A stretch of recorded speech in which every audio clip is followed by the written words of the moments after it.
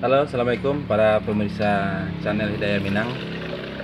Inilah bahan-bahan yang dibutuhkan untuk membuat booster tanaman buah. Bahan yang pertama adalah air kelapa, kemudian penyedap rasa,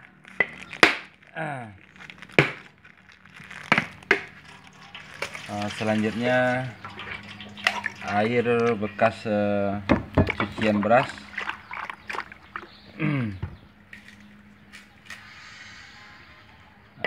kurang lebih setengah liter.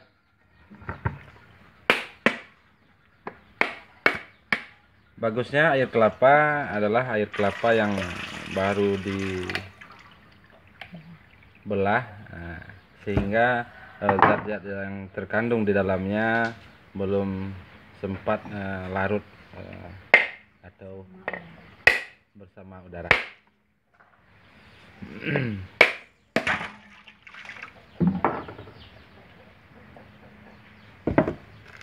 Kita masukkan penyedap, campurkan dalam air kelapa.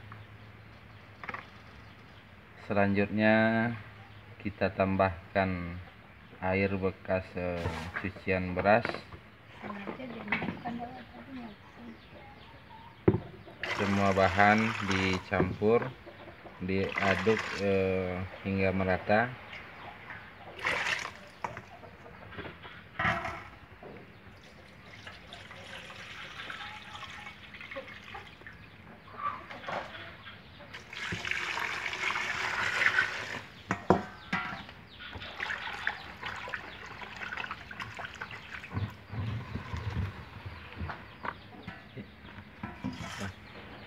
Ya, sudah selesai. Ini sudah siap diberikan.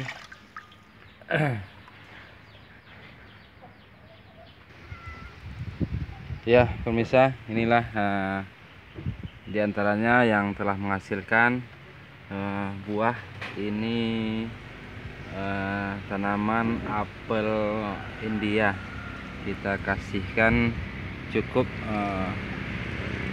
secukupnya. Ini ada pohon rambutan, semuanya berdempetan.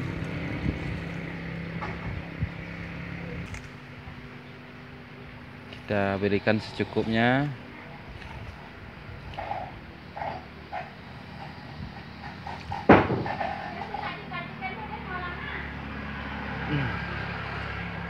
Biasanya setelah kita memberikan booster alami ini, dalam waktu 1 sampai 2 minggu, dimana kita melihat perubahan pada daun.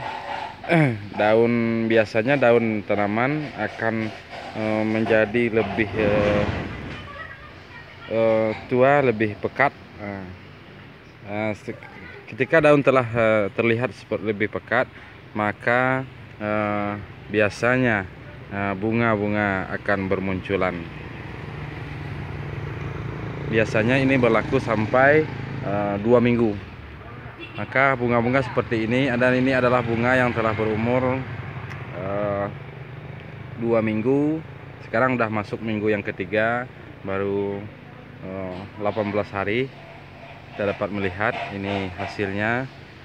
Bunga-bunganya telah mulai bermunculan, hampir semua bunga.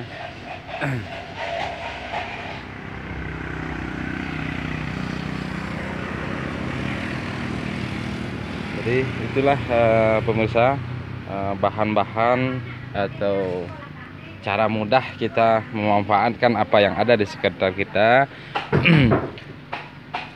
untuk dimanfaatkan kepada hal yang lebih berguna. Semuanya mudah dan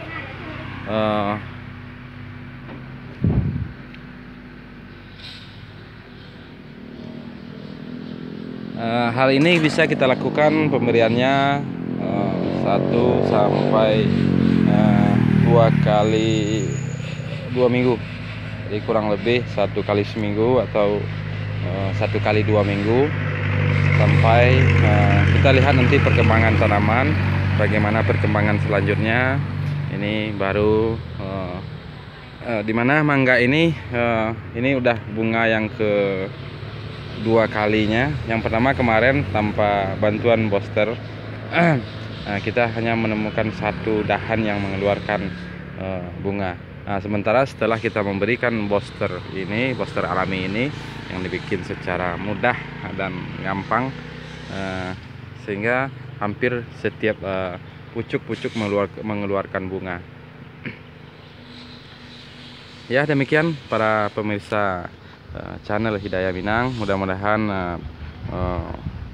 pengalaman ini bermanfaat bagi kita semua dan dapat menjadi motivasi bagi saudara-saudara yang ingin memanfaatkan lokasi, walaupun tinggal di perumahan-perumahan sempit.